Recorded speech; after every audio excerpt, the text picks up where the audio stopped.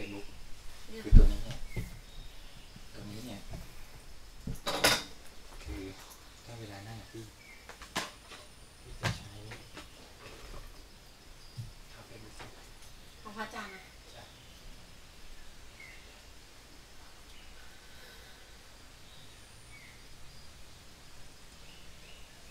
ปกติถ้าเป็นพี่ตัวนี้พี่ก็ใช้ YouTube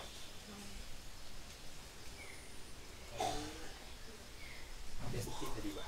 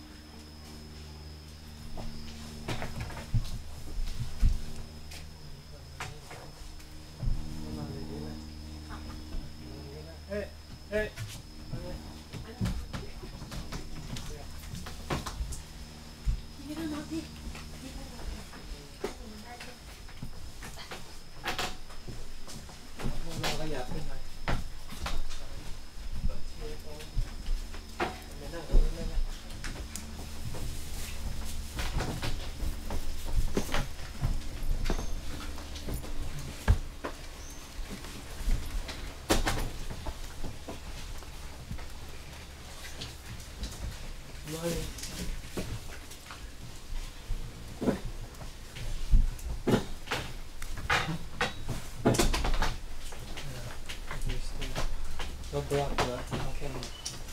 ครับon live YouTube and Facebook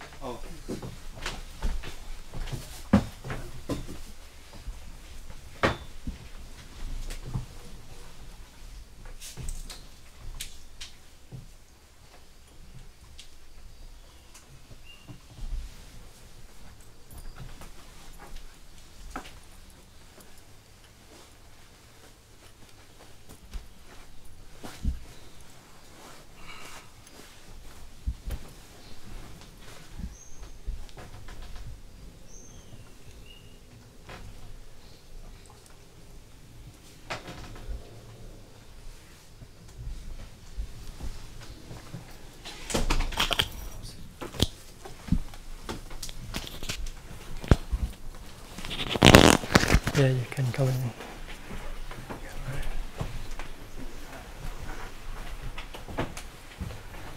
เดี๋ยวขอน้ำขวดได้ไหมน้ำขวด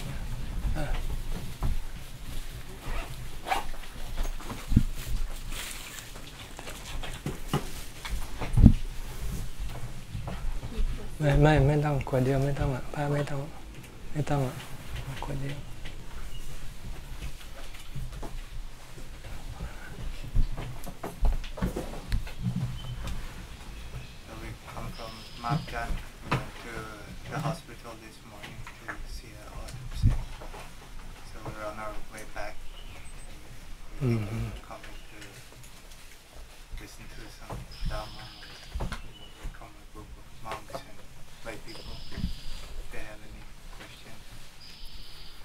Which hospital did you go to? Chulalongkorn. Is this the first time you go there?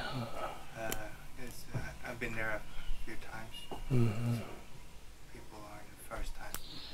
How many corpses did you see today? Just one. Just one. Male or female?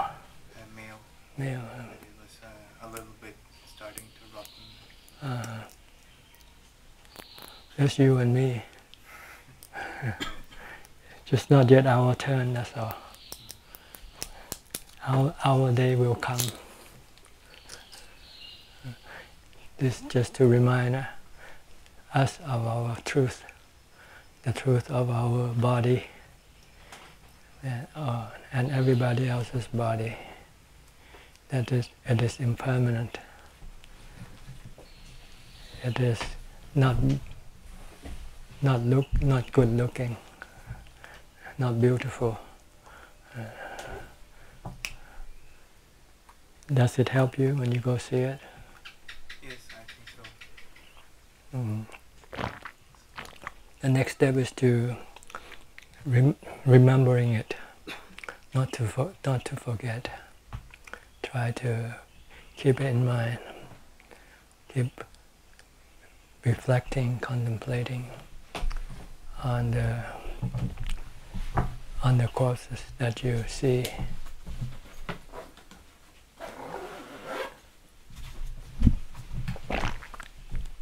Because this will control your sexual desire. If you think of the corpses, the sexual desire cannot arise.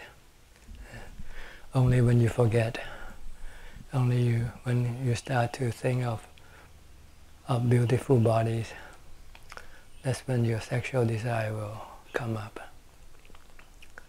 So it's very important to control your thoughts.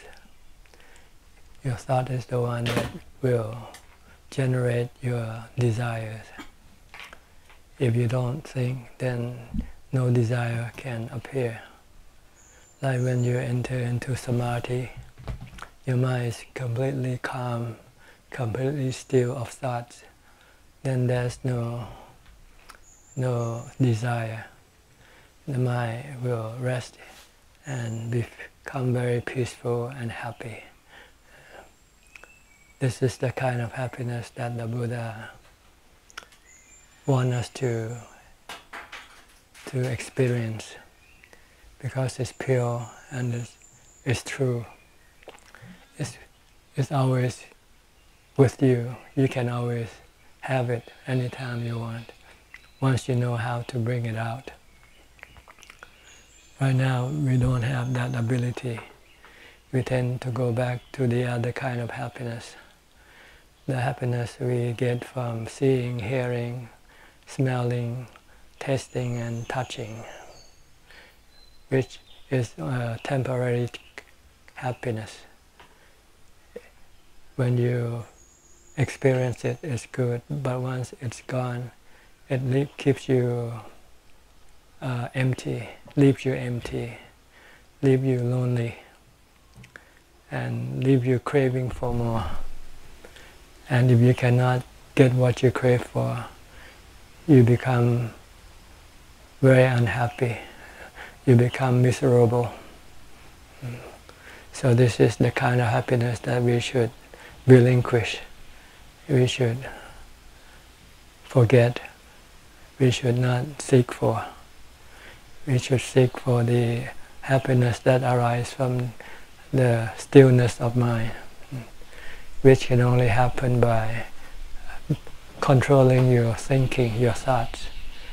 You should not let your mind thinking aimlessly. You should stop it as much as possible by using one of the kammathanas, the 40 kammathanas, such as the one you go see today, the corpses. These are one of the 40 kammathanas, the object of your meditation. If you can concentrate or focus your mind on that object, then your mind will not be able to think about other things. So try to have something to control your mind, to stop your mind from thinking. the mind will not stop thinking by itself. It needs a controller. The mind is like a runaway train, It won't stop by itself. You need to apply the brake in order to stop it. If you don't have mindfulness or the kammathanas, you will not be able to stop the mind from thinking. So you have to develop the kammathanas. With monks, the Buddha asked the upachaya, the preceptor, to teach the kammathana the very first day of ordination, so that you will have something to break your mind, to stop your mind from thinking. When you ordain, you have to recite the 5 kammathana: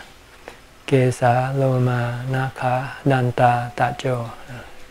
Meanings: hair of the head, hair of the body, nail, teeth and skin. These are the object of your concentration. If you can use this thing to stop your mind from thinking about other things, then your desire for sensual pleasures will not arise. Your desire for sight, sound, smell, taste, and tactile objects cannot arise. If you have the kammathana to control your thoughts. So that's why you are taught the 5 kammathana. That's your object of meditation, or your subject of meditation. But most monks don't think it that way. They only thought it's part of the ritual of ordination. Once you ordain, you forget about the 5 kammathanas. Because there are so many other things you have to learn. How to put on your robe, how to take care of your robe, so forth. You forgot the real important thing, and that is your object of meditation. But if you can pick it up from the very first day of your ordination, keep thinking about the 5 objects that you've been given by your preceptors, then your mind will have protection. It can calm your mind and make your mind peaceful and happy. And it will remind you of the repulsive aspect of the body.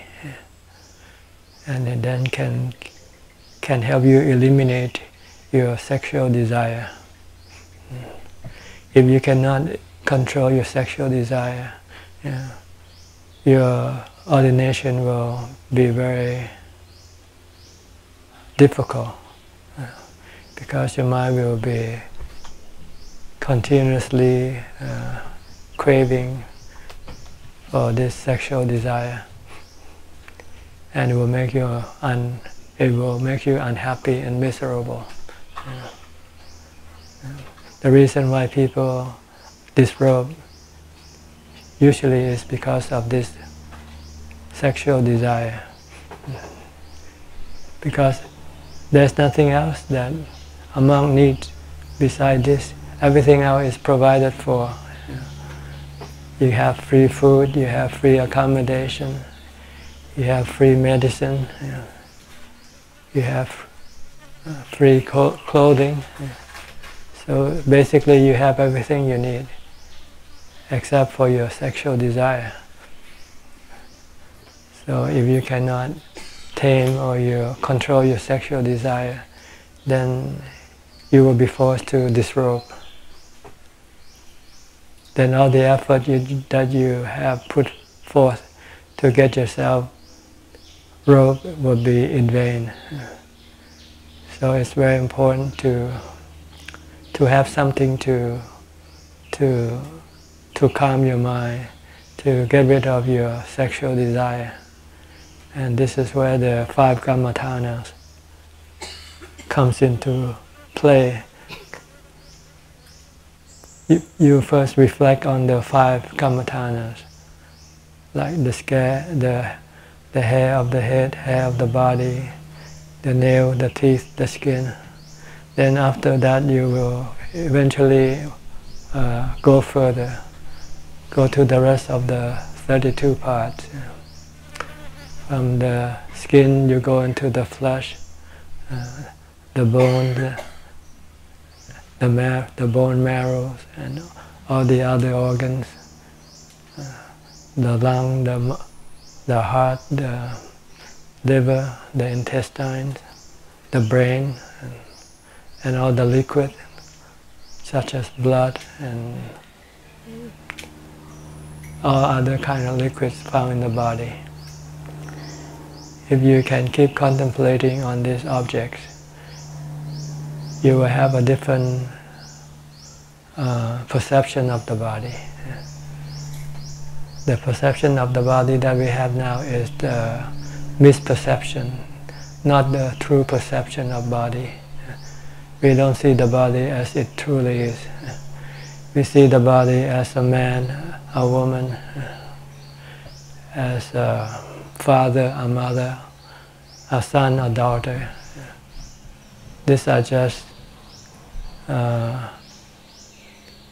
not the body. It's the label attached to the body that we come to know of the body. But the real body, we don't see it. The real body is the 32 parts of the body. Have you ever seen your 32 parts? If you hadn't gone to your autopsy today, you would hardly think of your body as the 32 parts. You will think of your body as someone like John, Dick, Jane, father, mother, teacher, student. You never look at the body as the 32 parts. So you become attached to the label of the body. And you don't understand the nature of the body because you don't study the nature of the body. The body is impermanent. It's constantly changing. And it rises and it will eventually ceases. It will be born, it will get old, get sick and die. After the body dies, then the body will dissolve, return to the 4 elements. The element of earth, water, fire and wind. This is the body. This is the kind of perception of the body that you want to perceive, you want to see. You don't want to see the body as your father, your mother, as yourself, as your friend, as your teacher. You want to see the body just as the body is. The body is composed of the 32 parts, the hair of the head, hair of the body, nail, teeth, skin, bone, and all the other organs. These are the kind of perception that we want to develop, so that we can let go of our delusion and our attachment to the body. We look at the body as ourself, as belonging to us. When the truth is, it's not. It belongs to the 4 elements. It came from the 4 elements. It is being supported by the 4 elements. The air that you breathe in is the wind element. The water that you drink is the water element. The food that you take in is the earth element. The heat that you get is the fire element. This is what really is the body, the 4 elements. When they when they combine, they turn into the 32 parts, become the hair of the head, hair of the body, become nail, teeth, skin, bones, and all the other organs. And when the body stops functioning, then this 32 part will then return to the 4 elements. If you leave the body as a corpse and leave it alone, don't do anything, it will rot. It will slowly rot, and then it will, all the liquid will separate from the solid part of the body. The air part will separate. The fire or the heat part will separate from the body. Eventually, the body will be left with the solid part. It will become. It will eventually become earth, return to earth. This is the way that you should contemplate and look at the body. It is never yourself. It is never your father, your mother, your teacher, your friend, your brothers or your sister. It is just the 4 elements. It is just the 32 parts. And it is impermanent. It is never the same for one moment. Every moment the body has changed. The moment that you came here and the moment that you leave you will have a different body. Your body has already evolved, has already changed, mutated.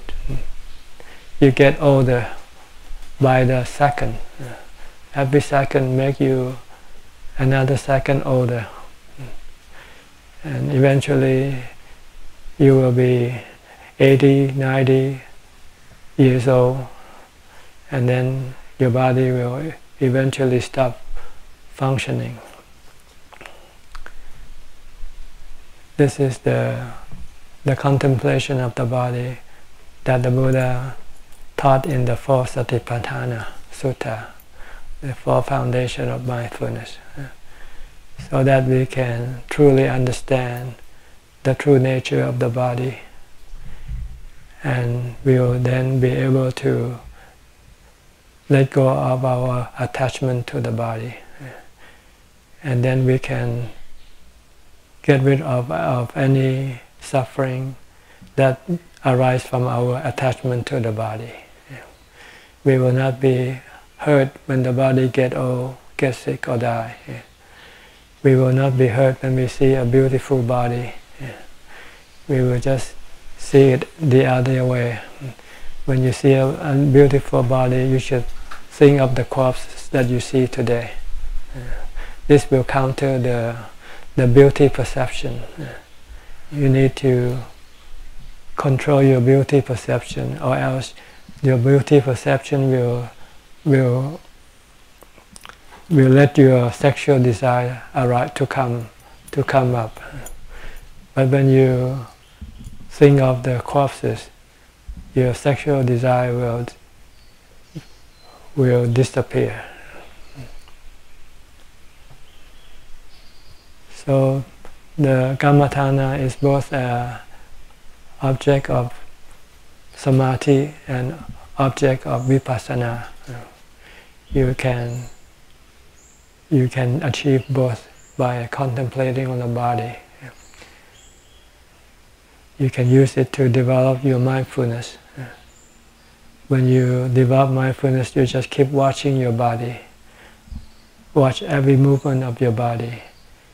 Whatever you do with the body, just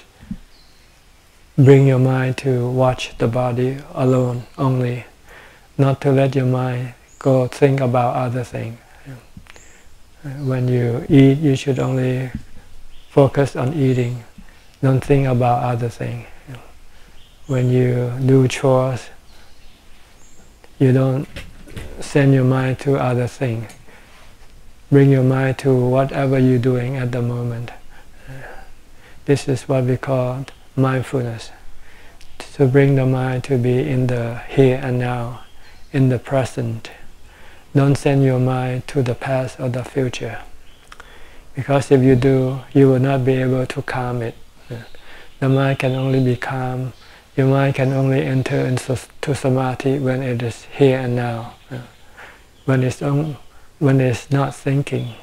when it is watching or observing something. If you're sitting, you should be watching your breath. Just keep watching your breath and not think about other things.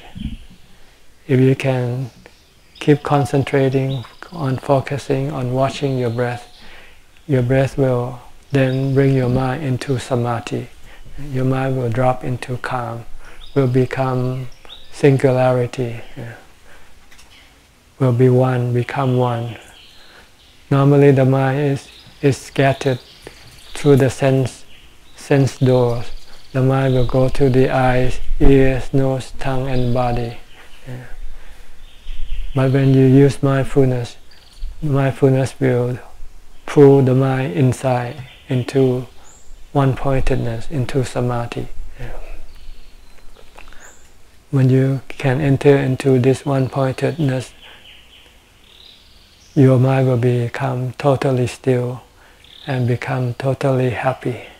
peaceful, and will be without any emotion. There would be no love, hate, fear, or delusion when the mind enters into calm. This is the strength of the mind that you want to develop in order for you to resist or eliminate the three cravings that causes you to be reborn again and again and causes you to have mental suffering. The kama tanha, bhava tanha, vibhava tanha. Craving for sensual pleasure, craving to be, and craving not to be. If you don't have ubekkha that you accumulate from your samadhi, your state of calm, you will not have the strength to resist against your cravings. So first of all, you must develop mindfulness. Once you have mindfulness, when you sit in meditation, you can enter into samadhi very quickly. 5 or 10 minutes, you will already become peaceful and calm and happy and have no desire, have no emotion. And when you withdraw, this will accompany you when you come out briefly, like when you put water into a refrigerator. If you leave the water in the refrigerator for a while, the water will be cool. When you take it out, when you first take it out, it will still be cool. But after you leave it out for a while, then it will become warm again. The same way with the mind. When you enter in samadhi, your mind will become peaceful and calm, content and happy, no desire. But when you withdraw, when you come out of samadhi, your mind will still have that feeling of calm and peace and no emotion, but it will slowly disappear. If you don't want it to disappear, you must control your mind, control your thoughts. You should let it focus on something like your body, or focus on a mantra like Bhutto, Bhutto. And if you still cannot keep it cool, then you would have to go and sit in meditation again, so that you can send the mind into samadhi and make it cool and calm again. See, when you have lots of cool and calm, when you come out and you want to get rid of your desire, your cravings, you can do it easily. When you have the desire to drink something like coffee, you can resist if you have samadhi. But if you have no samadhi, you find it very hard to resist your desire, your cravings. And you will not be able to get rid of your cravings. The only way to get rid of your cravings is not to do what your craving asks you to do. If you crave for coffee, you say no, you don't need coffee, you don't want to drink coffee. if you have samadhi, you have calm, you can resist this craving. And if you can resist craving, then the craving will eventually stop and it will not come back up again. So this is the purpose of our ordination, the purpose of our practice is to get rid of the three cravings. The cravings for sensual pleasure, craving to become something, to be, and the craving not to be. If we can get rid of these three cravings, then we can get rid of all our mental suffering. We can get rid of our rebirth. We will not have to be reborn again. And when we are not reborn, we will not have to get old, get sick, and die again. This state of mind is called Nibbana, the pure mind, the purified mind, the mind that is completely got rid of the three cravings. Once there are no cravings in the mind, then there are no forces that will drive the mind to take birth again. The mind will then be in Nibbana. Nibbana is just a state of mind. The mind that doesn't have to take birth anymore because the mind is happy with itself. It doesn't need the body to make it happy. For us, if we still have craving, then we need the body to do what we crave for. If we want to drink coffee, we have to have the body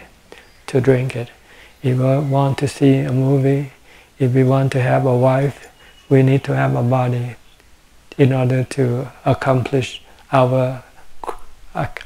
cravings. But if there are no cravings in our mind, then there will be no need to have a body anymore. So the mind will not go and take birth anymore if the mind can get rid of all the cravings. So this is the purpose of ordination, the purpose of practice, is to stop rebirth, to stop suffering that arises from rebirth, that arises from the three cravings. So I hope you will see the path and stay on the path. If you do, I'm pretty sure you will achieve what the Buddha had promised you, either 7 days, 7 months, or 7 years. Okay? Where are you from? I forget every time I see you. I'm from Wat Markjan, but I come from America. From America, okay. Well, which part of America? Near Seattle. A Seattle. small town called Spokane, Washington. Spokane. It's a pleasure to. I'm very grateful to hear you speak again. How long have you been ordained now? It's going to be. This is my 5th Pansa. 5 Pansa. Going strong? Or up and down? I feel like I've gotten happier, and I'm happy in robes now, in many ways. But there's still not the breakthrough to apana, or even maybe upachara. I don't know. I feel like Westerners, we have such active minds, and it's very hard to calm it down. Mm-hmm. You need to develop a lot of mindfulness. What do you do? How do you develop mindfulness? When I meditate, I've been using Tanpor Lee's breath technique. Mm-hmm. Establishing mindfulness at one point made me create, but sweeping the body and drawing pity seems to help. But I still haven't found where to end up settling consciousness. Right now it's just a good deal of rapture. But before you meditate, how do you develop mindfulness? Do you develop them at all? I'm afraid that I don't develop it enough. I see, yeah. Maybe keeping a parikamma like bones may be helpful, but I've been trying to keep the breath in mind. But I'm not very good at that part. If you're not sitting, I think using the breath is difficult because the breath is subtle. It's hard to grasp. It's better to use your body the whole body. Just keep watching your body movement. Like from the time you get up in the morning, when you open up your eyes, you should look at which position your body is in. It's lying, okay, and it's getting up, it's standing, it's walking. Just keep watching the body. Stick to the body. Should I use verbal indicators as well, also? If you like, it would help to keep your mind to stay with the body. Treat your body like a prisoner, and you are the warden. You're the one who look after the body. You don't want it to be out of your sight at any time. If you can do this, then you have strong mindfulness. Would that be a bit like the Burmese style of saying maybe sitting, walking? You don't need to say it, just watch it. If you want to say it, it's okay, but you don't need to. Just know what you're doing. Don't send your mind elsewhere. We normally open our eyes and we start thinking, what's today? What am I going to do? See, this is already no mindfulness already. If you have mindfulness, as soon as your mind starts to think, you bring it back to the body. Watch your body. Observe which position your body is in right now. Lying down, or sitting, or standing, or walking. And then keep watching it. Because you have to get up, you have to go do whatever you have to do. Then just keep watching your body. Stay with your body. If you can do this, you have mindfulness. And when you sit, you can just watch your breath. If you won't feel restless. And the reason why you still have to go through the 10 point, because you cannot stay focused on one. Your mindfulness is not strong enough. But if you develop it before you sit down, then when you sit down, you can just focus on just the breath. So try to, you're wasting precious time by not developing mindfulness from the time you get up to the time you go to sleep. If you expect to develop mindfulness at the time when you sit, then you will be sorry, because you will not be able to have enough mindfulness to make your mind enter into samadhi. So try to develop mindfulness all the time. Every moment of your waking hours should always either focus on your body or on a mantra. If you like Bhutto, Bhutto, you can switch. If you're tired of Bhutto, you watch the body. Or if you're tired of watching the body, you might try the Burmese style, walking, eating. Something to stop your mind from thinking about other things. Try it. It's not that hard. It's just you first have to have the resolution. You say, from now on, I'm gonna do this and stick with it. If not, your mind will sort of go here and there, come back. Yeah. And how about you? Where are you from again? From Norway. Norway. How long have you been ordained now? This is the 8th. Eighth. And you, where are you from? I'm from Brazil. Brazil. It's my first Pansa. First Pansa. We have Brazilian here for a few months. He ordained for a few months, then he decided to leave. I think he came from Wat Mapjan. You know him? I forgot his name. Angelo, yeah. Did you meet him also? I knew him by internet. Oh, internet. Before he ordained. Do you know where he went? Well, the last time I heard, when he left here, he went to Wat Ratanawan, where Ajahn Suneto was staying. But after that, I didn't know where he go. You didn't see him. You weren't at Wat Mapjan. Not at the same time. So how many Westerner monks you have now at Wat Mapjan? 12. The most senior monks, how many Pansa? And like of the Westerners or? Yeah, the Westerners. 10, 11. Yeah, or 11 Pansas, but they're in Australia, some of them. Yeah. We have a branch in Australia now. I think I met one. He came here a few times with you from Australia. Yeah, Ajahn Larry. I think so. I can't remember his name, but Kevin as well used to come and record some of your talks back. yeah. Is he still at Wat Map Jan? The two of them are in Australia right now, starting a new branch there in Sydney. In Sydney. Good. You plan to go back and establish one in your country soon, someday? Nice to be secure in my own practice first, but Yeah. I'm also not else I'm hungry for things to do. Maybe my mindfulness isn't quite good enough long term. You have any question? Anybody back there?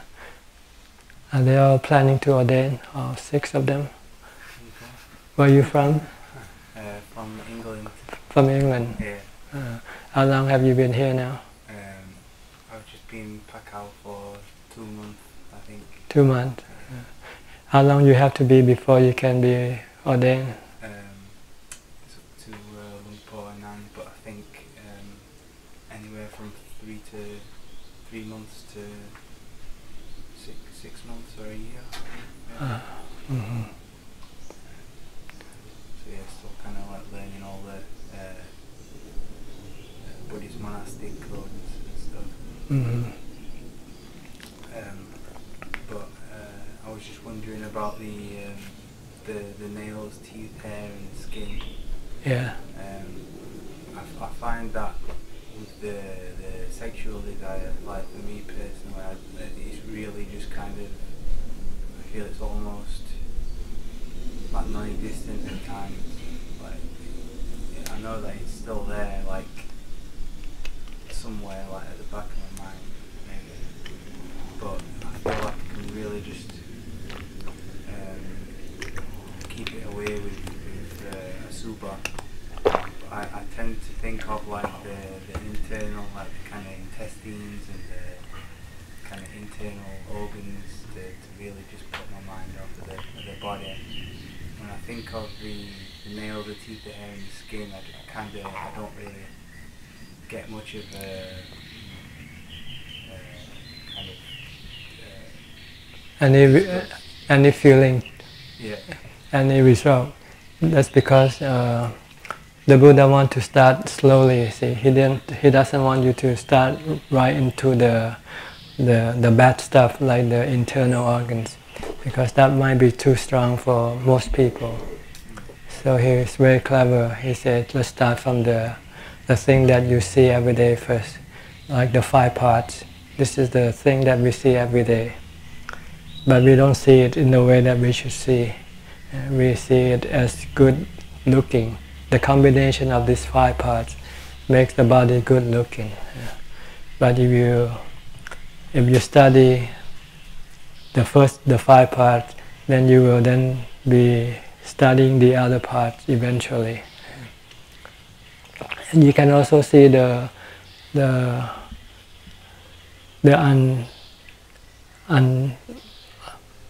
repulsive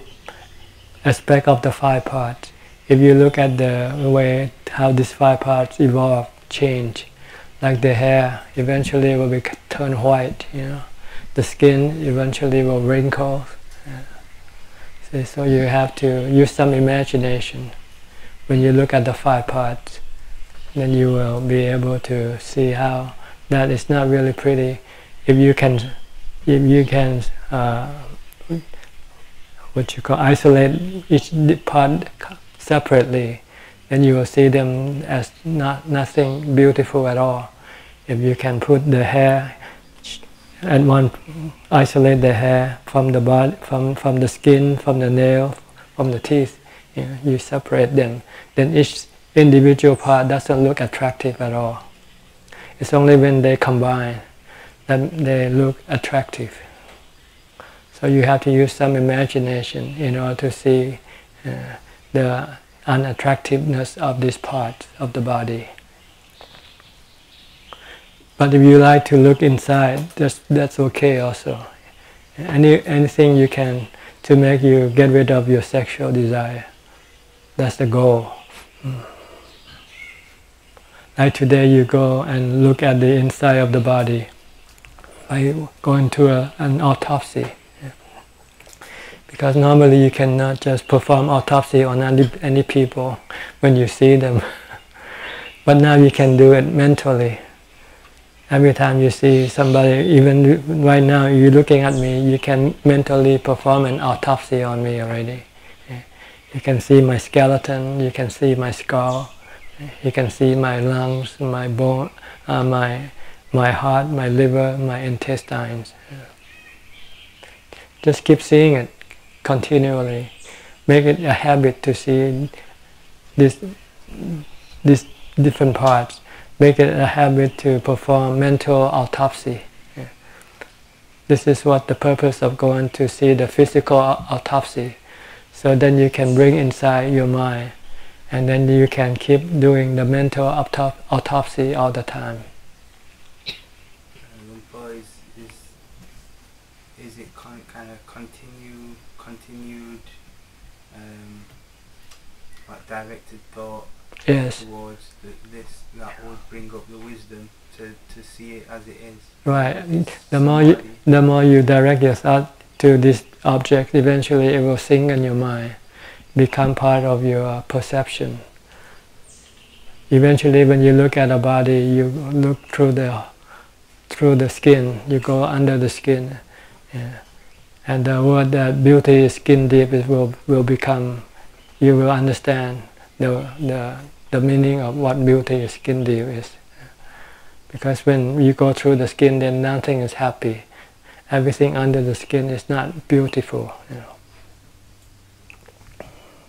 But you don't see, right now you don't see it that way. You only see the body on the skin deep. You don't go see under the skin. So right now you want to develop this new way of looking at the body. By directing your mind to think, to perform mental autopsy on the body, do it as often as possible. It's like learning the alphabet or learning the multiplication table. You have to keep reciting, memorizing. This is the same way. You want to memorize the 32 parts mentally. Eventually it will be in your mind. Anytime you want to see the 32 part, it will come up right away. Like you know the alphabet. If you don't learn the alphabet, you will not be able to recite the alphabet, right? So same way, the body, the 32 parts of the body are the alphabets of the body. A, B, C, D, E, F, G. Hair of the head, hair of the body, nail, teeth, skin. Just keep learning the alphabet of the body. Then eventually you will see the body loud and clear. See it as it is, not as what you think it is.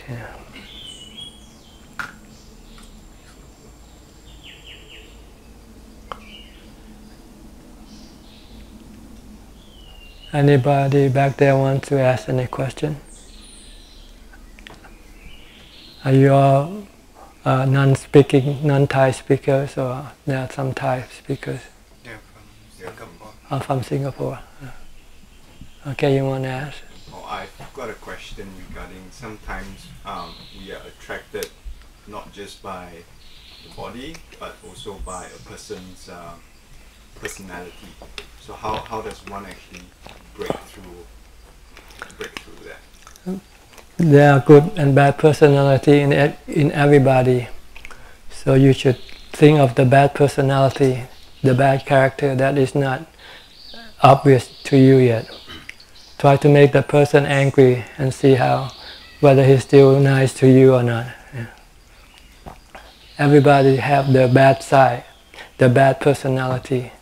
that we don't see, because usually people don't bring them out.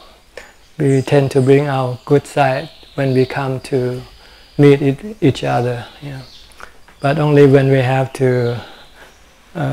do something for our survival, then we will see the bad side of the personality. So just think that everybody has greed, hate and delusion. It's just a matter of time, matter of when will this come out. That's all. Just one brief question, one more. Well, actually two. One was if you could say anything more about the nature of Nibbana, or the pure mind, and if it could be compared to God at all. And the second was if you could recommend two suttas apart from the usual ones we chant, apart from the main ones like the Dhammacakka, ones that most people wouldn't think of that you especially appreciate. Maybe one or two suttas, what would they be? Well, the suttas to me the four foundation of mindfulness, the four satipatthana is the main sutta that guide me in my practice, from developing mindfulness to developing samadhi to developing wisdom. You gain this from the four satipatthana sutta. And the other sutta, I can only think of one verse, brief verse that I find it very useful for me. It's the reflection of that once you're being born, you are subjected to aging, sickness, and death, and separation. This is something I always keep in mind all the time. Just remind yourself that once you are born, you are subjected to aging, sickness, and death, and separation. And the other one is that Sabbe Dhamma Anatta. There is no self in everything. Everything that we see, we hear, we feel, we touch has no self in them. They are just the composition of the four elements. Like the trees, the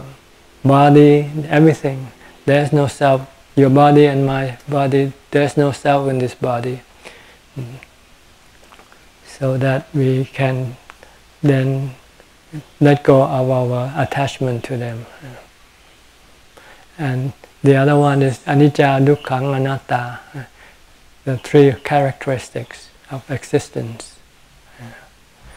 If you can have this in your mind, the three characteristics of existence, the Four Noble Truths, you will have wisdom. You'll see that every time you are not happy, it's the result of your own cravings, nothing else. It's not the person who did something or say something to you that makes you unhappy. It's your mind, your reaction toward that person that makes you unhappy. Your desire for that person to do or say something, and when they don't do or say something according to your desire, then you become unhappy. So if you know this, then you don't have to change people.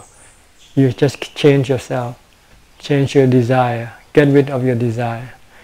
If you have no desire toward other people, then whatever other people do will not bother you, will not make you unhappy. It's only your desire that makes you unhappy. When you see somebody do something or say something and you're not happy, it's not what they do or what they say, it's your desire toward them that makes you unhappy. So you should get rid of your desire toward those people.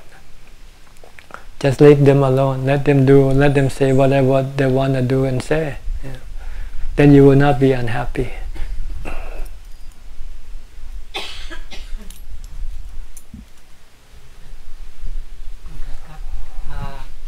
I was wondering, as he mentioned it, each Kru Bhajan seems to be using the same words for samadhi,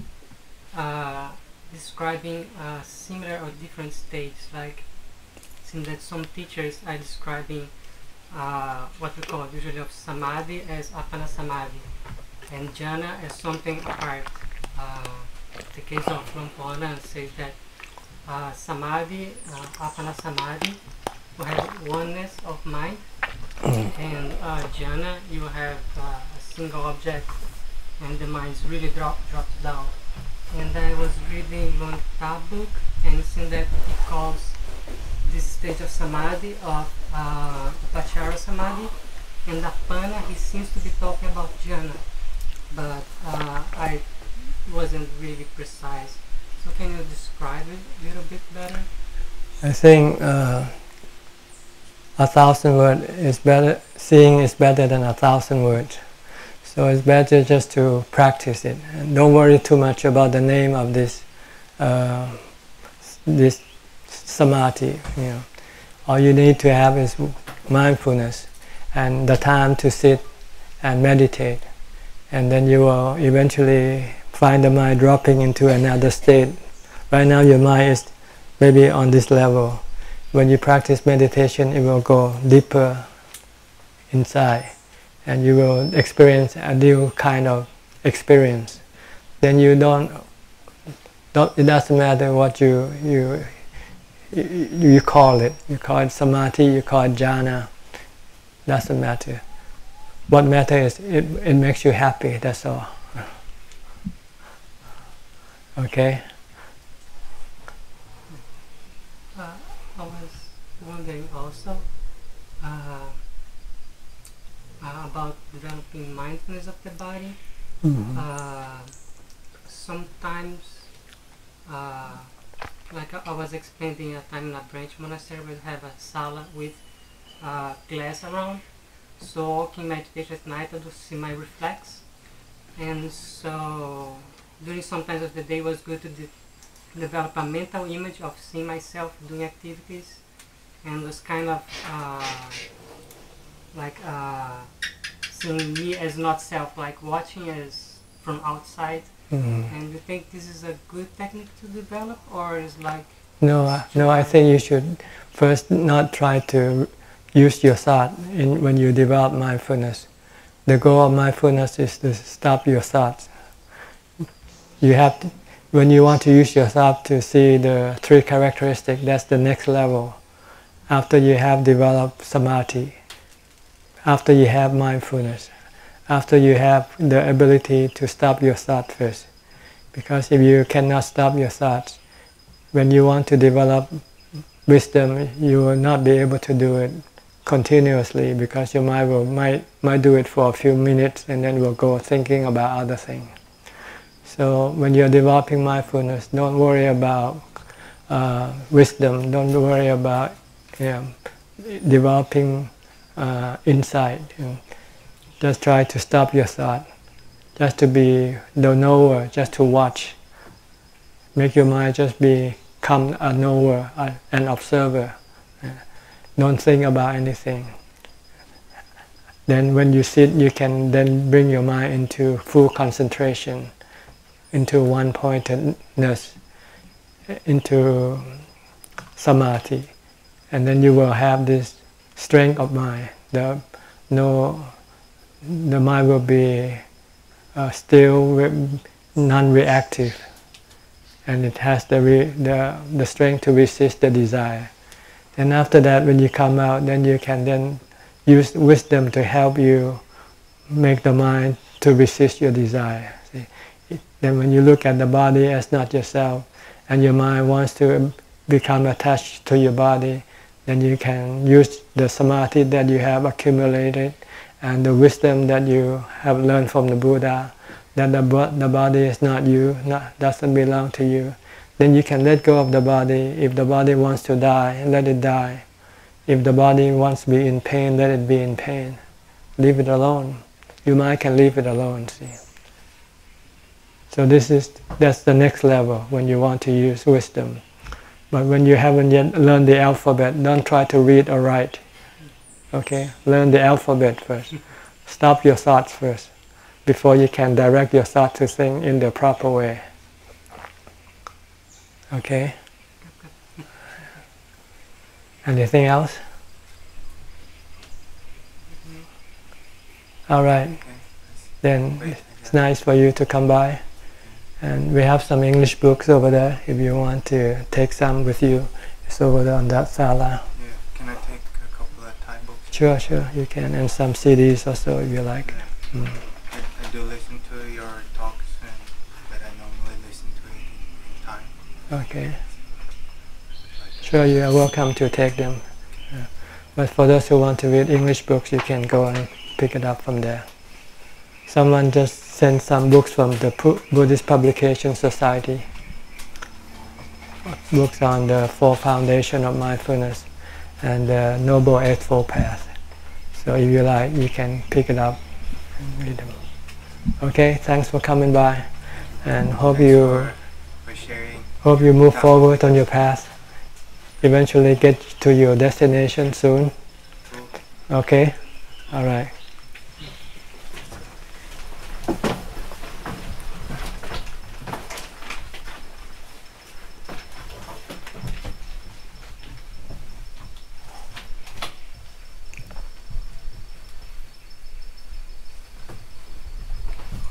Yeah, go ahead. Just take as much as you want. Take a couple because sometimes it doesn't work. Some of them might not work. Just in case. One more, I'm curious. How many times have you been to the museum at the bottom since you've been here? Not yet. Not once yet. Not even once. I didn't have time. Did you go already? I've gone, but my guess was that you'd never been. Never been. Never seen. Or maybe once. Okay. I'm so much occupied with my activity, I don't have time to walk there. Because it doesn't matter anymore for me anyway. You have the living museum in yourself. Okay? Look inside. The real thing is here. Everything outside is only just a reflection of the real thing. But the real thing is in yourself. Try to bring your mind inside. But before you can bring it inside, you have to go outside first. To see the outside, to see how bad it is, then you will bring your mind back inside. Okay? Take care. Thank you very much.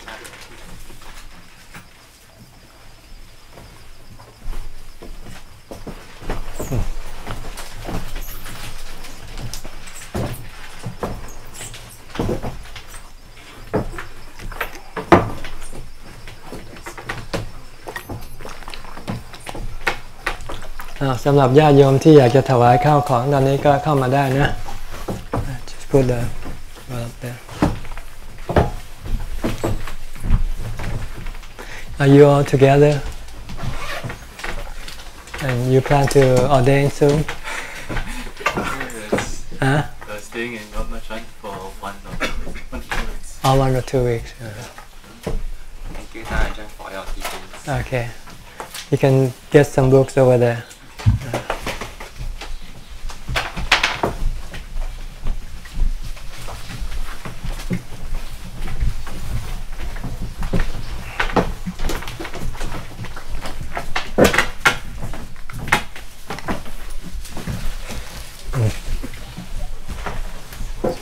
นี่ก็เลยต้องว่าไปตามเหตุการณ์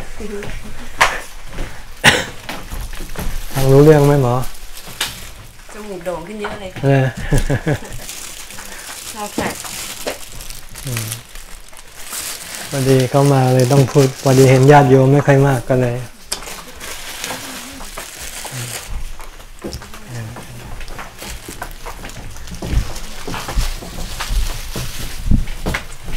ตั้งไว้ตรงนั้นเลย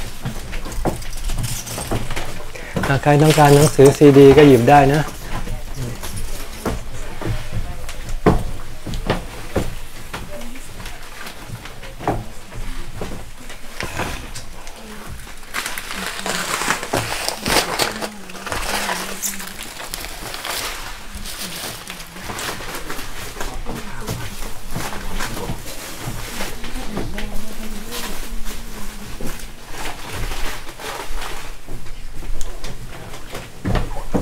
ของวางไว้ตรงนี้เลยเอาไว้กำเอาซองไว้ตรงนั้นเอาใบปาวนาไว้ตรงนี้ใครอยากได้หนังสือซีดีก็หยิบไปนะ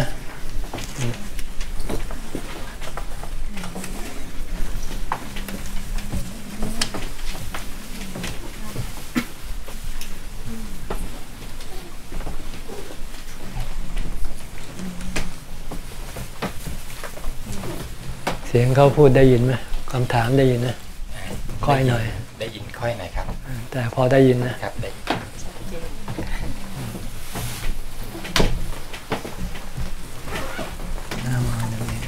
เอา น้ำเอาซองไว้ตรงนั้น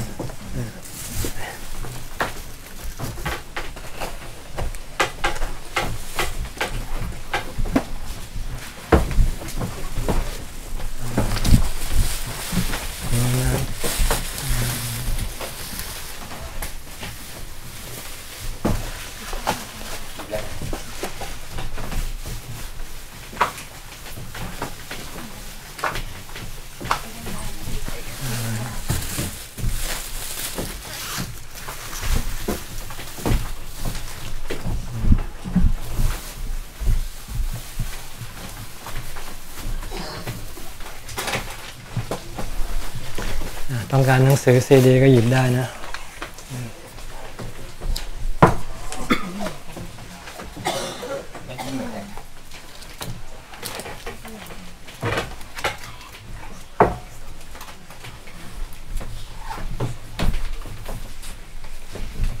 วันนี้คนคงจะหนีไปเยอะนะเอาไม่รู้เรื่อง340ค่ะเฟซบุ๊กYouTube 90ไป90เอาไว้ตรงนั้นเลย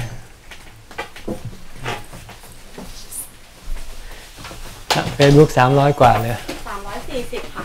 อันนี้เหลือเท่าไหร่อันนี้เหลือ200กว่าเหลือ200กว่าถือว่านี่เป็นวันหยุดก็แล้วกันพอดีมีพระชาวต่างประเทศมี question from Tony Romero ค่ะ How are you Tony? Did you see the talk just now? Hello อาจารย์ Good afternoon. What do you think is the best way to develop complete vipassana? Before you can develop vipassana, you need to have samadhi or calm first. Before you can have calm, you have to have mindfulness first. So you have to go step by step. It's like learning a language, learning how to read and write. You have to go from the ABC before you can go to reading and writing. So with vipassana, you have to wait. Without the tools, you cannot develop vipassana. The tool is samadhi or calm, and the tool for samadhi or calm is mindfulness. So you must first develop mindfulness, and the tool for developing mindfulness is keeping the 8 precepts.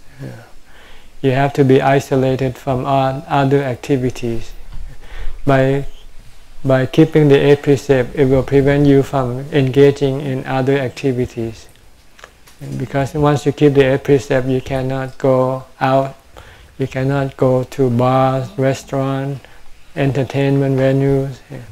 You cannot go anywhere except stay where it is quiet and alone. And then you can then develop mindfulness and sit in meditation to have peace of mind. Once you have peace of mind, you will have the strength to develop vipassana, to see that everything is not good for you. Everything in this world is bad for you. Because everything changes, everything will come to an end sooner or later. And you cannot claim it to belong to you, or control it, or force it to be according to your desire. So once you see that whatever your desire wants to do, it will be in vain in the end. It will only end up in suffering, end up in sadness. So then you will be able to resist your desire, your cravings. And this is what vipassana is about. It's to see that everything in this world is bad for you. Everything that you desire for will always end up in suffering. So once you see that, if you have a calm and strong mind, you will be able to resist your desire, your cravings. Once you can resist, then your craving and desire will disappear. And when there are no desire or craving in your mind left, your mind will become perfectly calm and still and happy forever. So you need all these tools before you can practice vipassana effectively. โอเคโทนี่ตอบมาบอกว่า yes I did อาจารย์ it was very good thank you แล้วก็ I am soon to be going to monastery here in the States soon good okay คำถามเลยปะได้คำถามจากคุณขวัญเดือนค่ะทำบุญกฐินได้บุญเยอะกว่าบุญอื่นหรือคะไม่หรอกเยอะไม่เยอะหรือไม่เยอะนี่อยู่ที่เงินที่เราทำเข้าใจไหมทำ100 บาทจะทำกฐินทำผ้าป่าทำสังฆทานก็ได้แค่100 บาทถ้าทำ200 บาททำกฐินทำอะไรก็ได้200 บาทนั้นอยู่ที่จำนวนเงินที่เราทำเหมือนซื้อของซื้อของ100 บาทจะซื้อร้านเซเว่นกับซื้อร้านบิ๊กซีมันจะต่างกันหรือเปล่ามันก็ได้ของเท่ากันแหละใช่ไหมไม่ใช่ว่าเงิน200 บาทซื้อที่บิ๊กซีได้ของมากกว่าที่เซเว่นพอกันงั้นทำบุญแบบไหนก็เหมือนกันได้บุญเหมือนกันเข้าใจไหมทีนี้ที่สมัยนั้นเขาบอกที่เขาบอกว่าทำบุญแล้วได้บุญเยอะเขาไม่ได้หมายความว่าบุญเยอะได้ประโยชน์เยอะสมัยก่อนไม่มีผ้าเข้าใจไหมพระนี่ไม่มีผ้าไม่มีใครถวายผ้ามีแต่ใส่บาตรพระนี่ต้องไปหาผ้าตามป่าช้าผ้าป่าไงเขาเรียกผ้าป่าผ้าที่เขาห่อศพที่เวลาพระบวชกันเยอะๆมันก็ไปแย่งผ้าห่อศพกันจนไม่มีผ้าเหลือให้ใส่กันพระเลยขาดผ้าพระพุทธเจ้าก็เลยบอกว่าทำบุญถวายผ้ากฐินนี้จะได้บุญเยอะได้อานิสงส์เยอะคำว่าประโยชน์คำว่าท่านหมายถึงประโยชน์เยอะไม่ใช่บุญที่คนทำนี่ได้บุญทำเท่าไหร่ก็ได้เท่านั้นสมมติเอาเงินใส่บาตร100 บาทกับเอาเงินถวายกฐิน100 บาทมันก็ได้บุญเท่ากันแต่ตอนนี้อาหารใส่บาตรมันเยอะแล้วขอให้เอาเงิน100 บาทนี้แทนที่ไปใส่บาตรมาซื้อผ้าถวายพระดีกว่าเพราะตอนนี้ผ้าไม่มีใส่กันท่านถึงบอกว่าทำบุญถวายผ้ากฐินได้บุญเยอะได้ประโยชน์เยอะกว่าความหมายอยู่ตรงนั้นแต่บุญเท่ากันบุญคือความสุขใจอิ่มใจที่เราได้เสียสละเงิน100 บาทเนี่ยมันเท่ากันเสียสละ100 บาทให้แม่ให้พ่อก็ได้เสียสละ100 บาทใส่บาตรก็ได้ความรู้สึกเท่ากันความสุขใจเท่ากันถ้าอยากจะได้มากกว่านั้นก็ต้องเสียมากกว่านั้น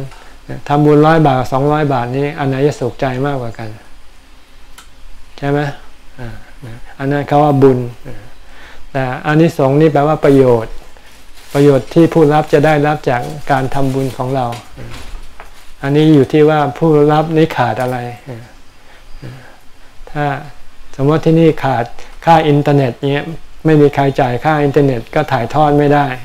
ก็จะบอกว่าเนี่ยใครช่วยจ่ายค่าอินเทอร์เน็ตจะได้ประโยชน์เยอะได้บุญเยอะเข้าใจไหมอย่างอื่นเยอะแล้วเนี่ยผ้ามาให้เยอะแล้วน้ำเยอะแล้วแต่ค่าอินเทอร์เน็ตไม่มีเดี๋ยวก็จ่ายค่าอินเทอร์เน็ตกันหมดเลยอันนี้พูดตัวอย่างให้ฟังสมัยก่อนเขาถึงบอกว่าถวายผ้ากฐินได้ประโยชน์เยอะไม่ใช่ได้บุญเยอะประโยชน์เยอะที่เราใช้คำว่าประโยชน์ผิดไปมาใช้เป็นคำว่าบุญแทนกันก็เลยคิดว่าทำบุญถวายกฐินได้บุญมากกว่าทำบุญถวายสังฆทานอย่างนี้เข้าใจไหมเดี๋ยวนี้กฐินกับผ้าป่ามันก็เท่ากันเพราะว่ามันก็ผ้าเยอะเท่ากันอยู่แล้วผ้าก็เหลือใช้แล้วทีนี้ถ้าอยากจะทำบุญเยอะต้องไปซื้อที่สร้างวัดป่าดีกว่าตอนนี้วัดป่าไม่ค่อยมีใครมีเงินไปซื้อที่นะที่ตรงไหนว่างไปปลูกป่าเราจะได้ทำที่ปฏิบัติธรรมอย่างนี้กันตอนนี้ต่อไปป่ามันจะน้อยลงเนี่ยป่าไม้เดี๋ยวนี้เขาห้ามไม่ให้พระเข้าไปตั้งวัดละเข้าไปไม่ได้ละงั้นต่อไปนี้ถ้าอยากจะทำบุญได้ประโยชน์เยอะมาสร้างวัดป่ากันดีกว่าซื้อที่นาที่ไร่ก็ได้นะแล้วก็มาปลูกต้นไม้กันให้เยอะๆทำให้มันเป็นป่าขึ้นมาจะได้ร่มเย็นจะได้มีที่มาปฏิบัติธรรมกันมาฟังเทศน์ฟังธรรมกันเพราะต่อไปมันจะไม่มีแล้วเนี่ยเดี๋ยวนี้สร้างแต่วัดที่ไม่มีต้นไม้พุทธศาสนาเขาถ้าไม่มีต้นไม้นี่ไม่ถือว่าเป็นวัดแล้วรู้เปล่ามีแต่โบสถ์มีแต่เจดีย์มีแต่กุฏิมีอะไรเต็มไปหมดเลยต้นไม้นี่ไม่มีความร่มรื่นไม่มีต้องอาศัยแอร์กันเครื่องปรับอากาศกัน อันนี้สมัยโบราณสมัยพุทธกาลนี่พระพุทธเจ้าไปปฏิบัติในป่าในเขากันสมัยก่อนมันเยอะป่าเขาเยอะแต่สมัยนี้คนเยอะก็เลยต้องตัดต้นไม้ปลูกบ้านปลูกอะไรกันเยอะทำถนนหนทางป่าก็เลยน้อยลงอย่างถ้าเราอยากจะรักษาพุทธศาสนาเราต้องสร้างป่ากันขึ้นมาปลูกป่ากันขึ้นมาเพราะว่าศาสนาพุทธนี้เกิดจากการอยู่ในป่านะไม่ได้เกิดจากอยู่ในเมืองอยู่ในบ้านพระพุทธเจ้าอยู่ในวังยังต้องออกไปอยู่ในป่าเลยเพื่อไปปฏิบัติในป่ากันพระอรหันต์เกือบทุกรูปนี้บรรลุในป่าในเขาทั้งนั้นไม่มีพระรูปไหนบรรลุในเมืองกันหรอกใช่ไหมงั้นต่อไปนี้ถ้าอยากจะได้ทำบุญอานิสงส์เยอะๆประโยชน์เยอะๆก็มาช่วยซื้อที่ปลูกป่าทำเป็นวัดป่ากันดีกว่าจะได้มีพระปฏิบัติกันงั้นถ้าไม่มีพระปฏิบัติมันก็จะไม่มีศาสนาพระเรียนนี่มันยังไม่รู้เรื่องเรียนแต่ไม่ปฏิบัติยังฆ่ากิเลสไม่ได้เรียนธรรมะนี่ฆ่ากิเลสไม่ได้ปฏิบัติยังทำตัวยังเป็นลิงอยู่ถ้าจะฆ่ากิเลสฆ่าลิงนี่มันต้องมาปฏิบัติทำให้สงบทำใจให้สงบแล้วมันจะเรียบร้อยสง่างามแต่ถ้าใจไม่สงบแล้วมันดิ้นเหมือนลิงใช่ไหมดิ้นไปตามศูนย์การค้ามันเนี่ยไปช้อปปิ้งไปซื้อข้าวซื้อของที่นู่นที่นี่กันไปมันทั่วไปหมดทุกแห่งทุกคนแต่ป่าไม่ไปแห่งเดียวดูฮะเดี๋ยวนี้พระหนีป่ากันนะแทนที่จะเข้าป่ากันนี่ไปสนามบินกันไปขึ้นเครื่องกันลองไปดูข้างนอกเนี่ยเจอพระเต็มไปหมดเลยใช่ไหม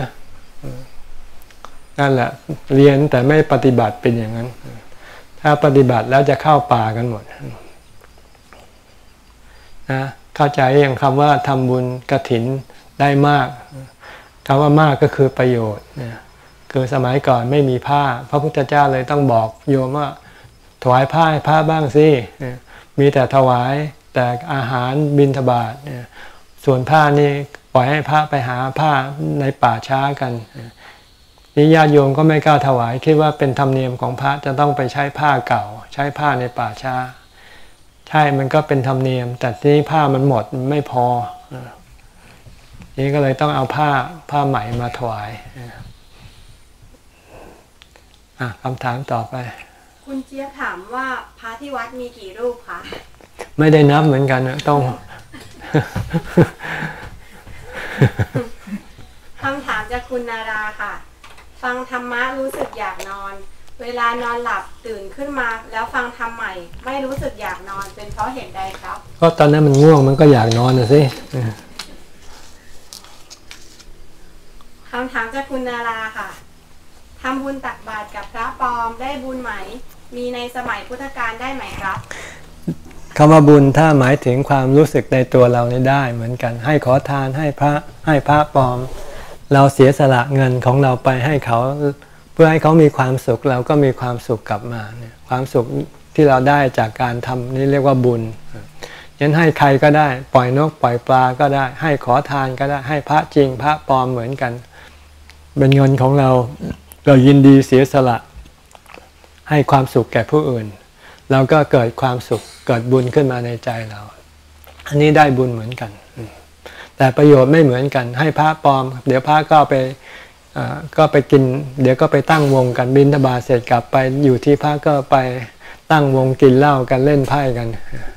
ไม่ศึกษาไม่ปฏิบัติแต่ถ้าทำบุญกับพระจริงเขาก็กลับมาวัดเขาฉันเสร็จเขาก็ไปเรียนหนังสือไปปฏิบัติอันนี้ประโยชน์เกิดต่างกันทำบุญกับคนที่ทำประโยชน์เขาก็จะทำประโยชน์ทำบุญกับคนที่ไม่ทำประโยชน์เขาก็ไม่ทำประโยชน์คำถามจากคุณซีซั่นค่ะผู้ที่ทำอาชีพค้าขายอาหารที่มีเนื้อสัตว์และขายสุราด้วยเป็นสัมมาอาชีพที่บาปมากไหมครับเป็นมิจฉาชีพไม่ใช่สัมมาอาชีพอาชีพที่ต้องฆ่าผู้อื่นนี่มันไม่ถึงแม้เราจะไม่ได้ฆ่าเองมันก็ยังทำให้ผู้อื่นเขาฆ่าอยู่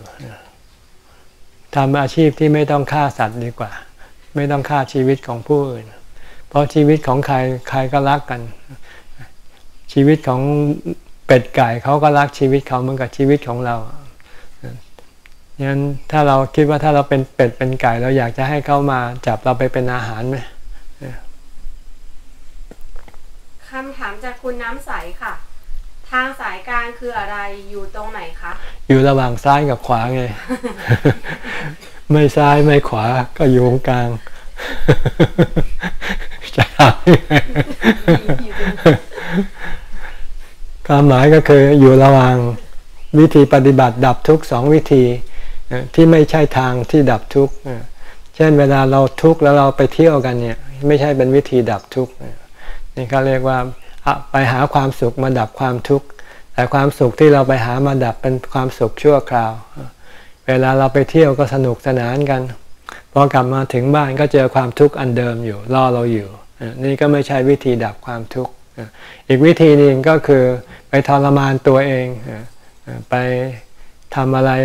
กับร่างกายเช่นเอาเข็มเอาอะไรมาทิ่มปากทิ่มลิ้นอะไรอย่างนี้เพื่อให้มันทรมานมันจะได้สู้กับความทุกข์ได้มันก็สู้ไม่ได้มันก็ดับความทุกข์ไม่ได้วิธีสายกลางก็คือวิธีของพระพุทธเจ้าคือให้ทำบุญรักษาศีลภาวนานี่ทางสายกลางถ้าทำบุญรักษาศีลภาวนาเดี๋ยวความทุกข์ต่างๆที่มีในใจก็จะหมดไปนี่เรียกว่าทางสายกลางมี3ทางไงทางที่ดับทุกข์ด้วยการไปหาความสุขการที่ดับทุกข์ด้วยการไปสู้กับความทุกข์ด้วยการทำให้มันทุกข์มากขึ้นหาของแหลมของคมมาทิ่มปากทิ่มท้องอะไรอย่างเงี้ยเพื่อมันจะได้ทุกข์มากขึ้นเผื่อความทุกข์เก่ามันจะได้หายไปมันก็ไม่หายพอเอาของแหลมของคมออกจากตัวเราความทุกข์เก่ามันก็ยังมีอยู่คำถามจากคุณณพลค่ะทำบุญกับพระปลอมเราได้แค่ทานหรือเปล่าครับหรือไม่ได้อะไรเลยครับก็ได้ทานไงได้ทานทำกับใครก็ได้ทานเหมือนกันได้เสียสละได้แบ่งปันคำถามจากคุณประสิทธิ์ค่ะนี่ก็ใกล้วันแม่ถ้าเราไปขอขมากรรมแม่และให้แม่อโหสิกรรม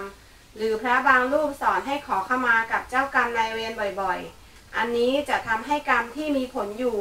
และกรรมที่ยังมาไม่ถึงจางลงหรือหายไปได้ไหมครับไม่ได้หรอกมันเพียงแต่ป้องกันแม่เราไปทำกรรมใหม่ถ้าเรารู้ว่าเราทำอะไรไม่ดีกับแม่แล้วไปขอขมาแม่เพื่อจะได้บอกว่าต่อไปนี้ผมไม่ทำแล้วนะอันนี้ต่างหากแต่กรรมเก่าที่ทำไปแล้วมันก็ทำไปแล้วนะมันส่งผลเดี๋ยวมันก็ต้องส่งผลไปชาติหน้าลูกมันอาจจะกลับมาทำกับเราบ้างก็ได้ต่อไปเราเป็นพ่อเป็นแม่ลูกมันก็จะมาทำกับเราแต่กรรมใหม่ถ้าเราไม่ทำมันก็จะไม่มีตามมาต่อไปการไปขอขมานี้เป็นการแบบไปเหมือนกับว่าไปแสดงความเสียใจความรับผิดชอบความสำนึกว่าตัวเองทำไม่ถูกต่อไปนี้จะไม่ทำอีกแล้วเพื่อจะได้ป้องกันไม่ให้ทำซ้ำแล้วซ้ำอีกนี่คือเป้าหมายของการไปขอขมาส่วนคนที่เขาไปที่เราไปขอขมาเขาจะให้อภัยหรือไม่อยู่ที่เขาถ้าไปตีหัวเขาหนักๆเขาอาจจะไม่ให้อภัยหรอกกูต้องขอตีหัวมึงคืนคำถามจากคุณนุการค่ะโยมทำบุญใส่บาตรให้พ่อแม่ที่เสียชีวิตไปแล้วทุกวันท่านจะได้รับหรือเปล่าคะอยู่ว่าท่านอยู่ฐานะไหนไงถ้าท่านเป็นขอทานท่านรอรับบุญนี้อยู่ท่านก็ได้รับแต่ถ้าท่านเป็นเศรษฐีบุญไปเป็นเทวดาท่านก็ไม่ต้องมารอรับบุญส่วนนี้ไปคำถามจากคุณทรงศักดิ์ค่ะจริงๆแล้วสมาธิวิปัสสนาถ้าอยู่ในป่าแล้วบรรลุธรรมหมดคนที่อาศัยอยู่ในป่าในเขาก็คงบรรลุธรรมกันไปหมดแล้วจริงหรือไม่ครับป่าถ้าอยู่ในป่าแล้วไม่ปฏิบัติมันก็ไม่บรรลุเนี่ยอยู่ในป่าแล้วต้องปฏิบัติด้วยต้องปฏิบัติศีลสมาธิปัญญาถึงจะบรรลุธรรมได้งั้นสัตว์ป่าในป่ามันก็เป็นพระอรหันต์กันไปหมดแล้วเลยถามปัญหาแปลกๆเลย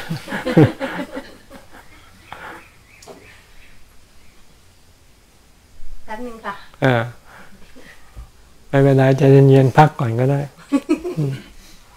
ดื่มน้ำก่อน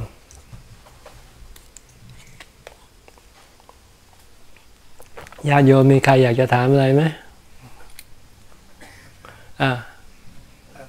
าจารย์ว่าการสร้างพระนะครับถวายสร้างชำระหนี้สงฆ์เนี่ย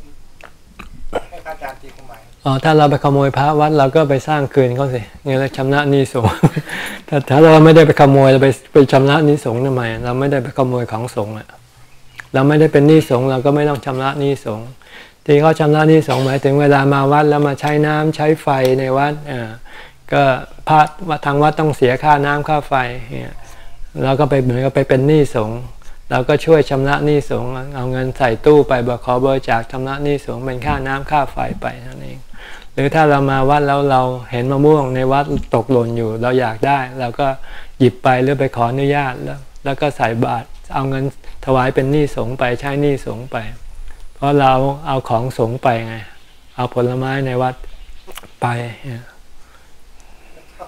คนที่ไม่รู้แล้วครับอาจารย์ไม่รู้ก็ขโมยไงก็เปรตใช่ไหมครับอาจารย์เขาทำบ่อยๆก็เป็นเปรตเพราะเขาไม่รู้เพราะคิดว่าเป็นของใครหยิบได้อย่างเงี้ยของทุกอย่างมันมีเจ้าของนอกจากของที่อยู่ในป่าเนี่ยมันจะไม่มีเจ้าของงั้นเมื่อมันมีของมีเจ้าของเราก็ต้องไปขออนุญาตจากเจ้าของเขาก่อนถ้าไม่มีถ้าเราหาเจ้าของไม่ได้เราก็อย่าเอาไปหรือถ้าเราเอาไปแล้วเราก็เอาเงินใส่ตู้ไปบริจาคไปมันก็เป็นการซื้อของในวัดไปซื้อของวัดไป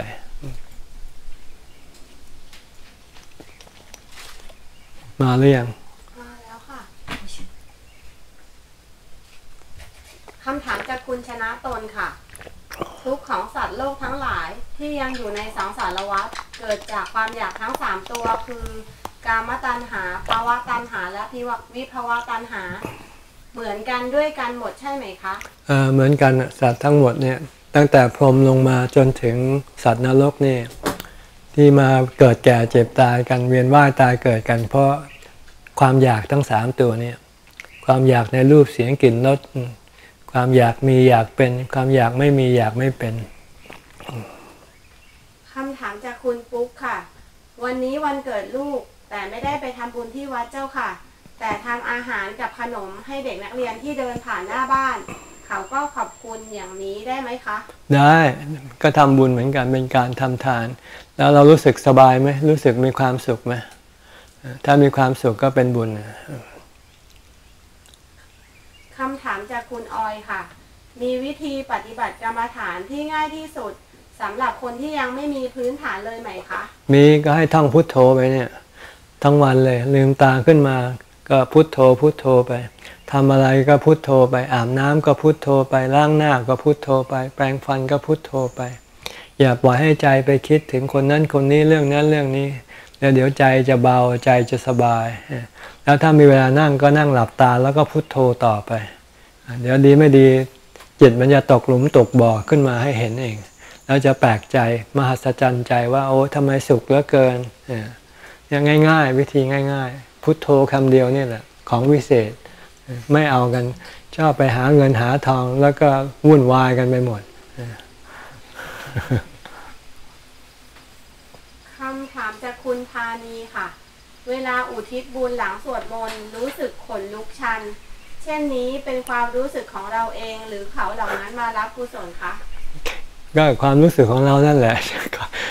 เราจะไปรู้ว่ามีใครก็มารับหรือเปล่าก็ไม่รู้คำถามจากคุณสมใจค่ะอยากทราบว่าเวลาเรามีธรรมะแล้วฟังธรรมมากขึ้นคนในครอบครัวมีอกุศลเราควรทำจิตแบบไหนคะคนมีธรรมะก็ต้องรู้สิจะทำจิตแบบไหนถ้ายังทำจิตต้องมาถามก็แสดงว่ายังไม่มีธรรมะเพราะถ้าคนมีธรรมะแล้วใครเขาพูดอะไรใครทำอะไรเขาก็สาธุสาธุไปอย่างเดียวไม่เดือดร้อนไม่รำคาญใครจะด่าใครจะชมก็สาธุสาธุไปถ้ามีธรรมะคำถามจากคุณนาดาค่ะเก็บขยะตกบนพื้นบริเวณวัดไปทิ้งได้บุญไหมครับได้ทำประโยชน์ให้กับวัดรับใช้สังคมนี่เรียกว่าเป็นการรับใช้ผู้อื่นก็เป็นบุญอย่างหนึ่งล้างส้วมก็ได้เนี่ยเวลาไปใช้ห้องน้ำเสร็จก็ช่วยกันล้างหน่อยอย่าปล่อยให้มันสกปรกถ้าเห็นมันสกปรกก็ช่วยขัดถูกันหน่อยอย่าใช้อย่างเดียวอย่างนี้ก็เป็นบุญเหมือนกันคำถามจากคุณชวนค่ะตั้งใจจะไปทำบุญแต่บังเอิญในวันนั้นฝนตกหนัก กลัวอุบัติเหตุก็เลยเลื่อนไปก่อนแบบนี้ถือว่าผิดสัจจะไหมครับ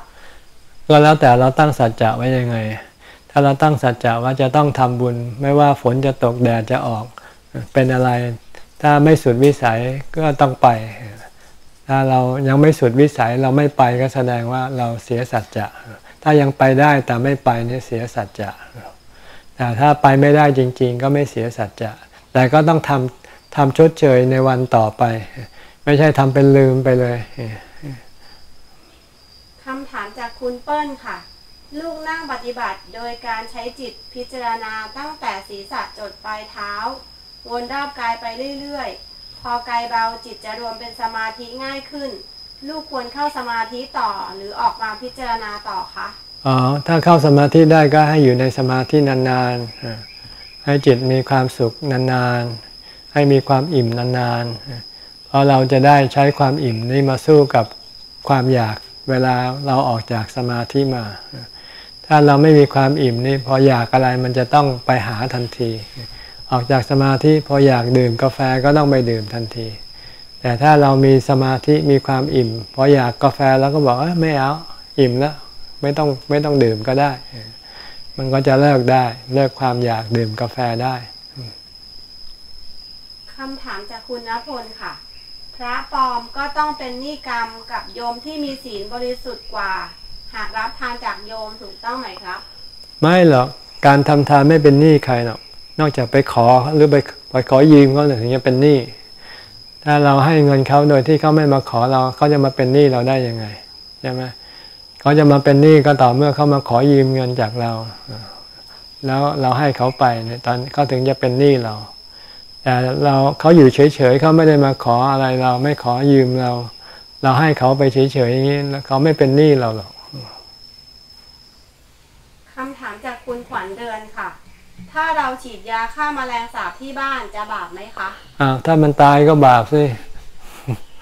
ฉีดที่ไหนก็บาป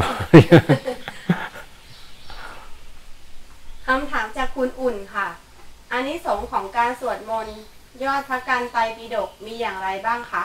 ก็ได้สติได้สมาธิถ้าเข้าใจความหมายก็ได้ปัญญา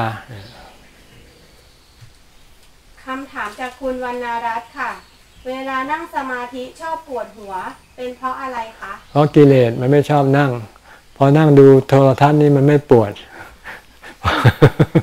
พอนั่งสมาธิปวดขึ้นมาทันทีก็เรียกกิเลสสมานหมดแล้วยังไม่มาค่ะไม่มาก็พักเดี๋ยว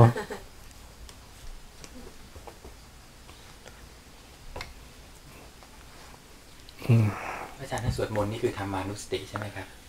เป็นการเจริญสติอย่างหนึ่งควบคุมความคิดไม่ให้ไปคิดถึงเงินทองคิดถึงล้านคิดถึงอะไรต่างๆเวลาเราสวดเราก็อยู่กับบทสวดไปก็เป็นการทำสมาธิเป็นการเจริญสติแต่มันจะไม่เป็นสมาธิหรอกเพราะว่ามันจะไม่สงบจะให้มันสงบก็ต้องนั่งเฉยๆแล้วดูลมต่อเมื่อเราสวดไปสักพักเรารู้สึกว่าเบาสบายอยากจะหยุดสวดเราก็หยุดแล้วก็นั่งดูลมต่อไปถ้าดูไปแล้วไม่ไปคิดอะไรเดี๋ยวมันก็รวมไปเป็นสมาธิต่อไปได้ตอนต้นบางทีเราดูลมไม่ได้เพราะใจมันฟุ้งใจมันคิดเรื่องนั้นเรื่องนี้เราก็สวดมนต์ไปก่อนสวดมนต์เพื่อให้มันหายฟุ้งพอมันหายฟุ้งแล้วทีนี้เราก็ดูลมต่อได้พอดูไปแล้วไม่ไปคิดอะไรเดี๋ยวลมมันก็จะดึงเราเข้าสมาธิไป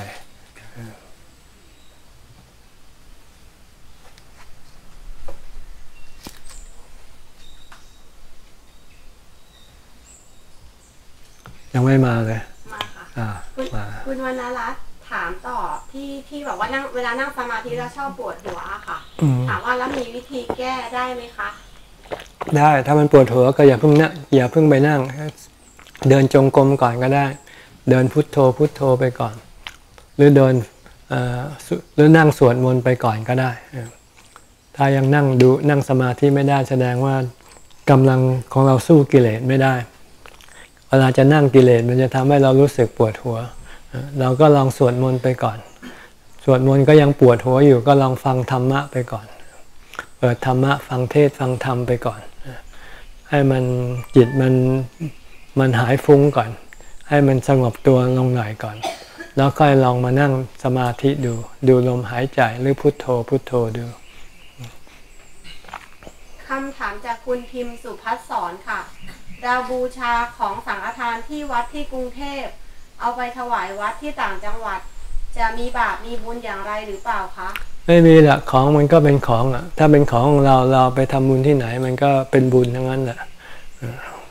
แต่ถ้าเราไปขโมยของเข้ามาเนี่ยมันก็เป็นบาปแต่เวลาเอาของขโมยมาไปทำบุญมันก็ยังเป็นบุญอยู่แต่บาปมันก็ยังมีบาปมันก็มีบาปด้วยต้องใช้บาปด้วยแล้วก็ได้รับผลบุญจากการทำบุญด้วยคำถามจากคุณสมชายค่ะจิตตั้งมั่นหมายถึงอย่างไรครับก็ไม่ไปคิดถึงเรื่องนั้นเรื่องนี้ไงให้อยู่กับเรื่องเดียวเช่นอยู่กับพุทโธพุทโธนี่ก็เรียกว่าจิตตั้งมั่นหรือถ้าอยู่กับความรู้เฉยๆไม่คิดไม่ปรุงแต่งอะไรเลยสักแต่ว่ารู้นี่เรียกว่าสมาธิมีคำถามข้างหลังนะ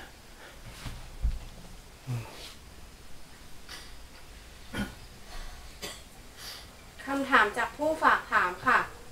สวดเมตตาใหญ่ต้องสวดหลังจากนั่งสมาธิหรือสวดก่อนนั่งสมาธิก็ได้คะการสวดนี้ความจริงสวดเพื่อให้ใจเราสงบเพื่อจะนั่งสมาธิได้งั้นควรจะสวดก่อนที่เรานั่งแต่ถ้าเรานั่งสมาธิได้โดยที่ไม่ต้องสวดก็ไม่ต้องสวดเพราะการปฏิบัตินี้เราต้องการให้จิตสงบเป็นสมาธิ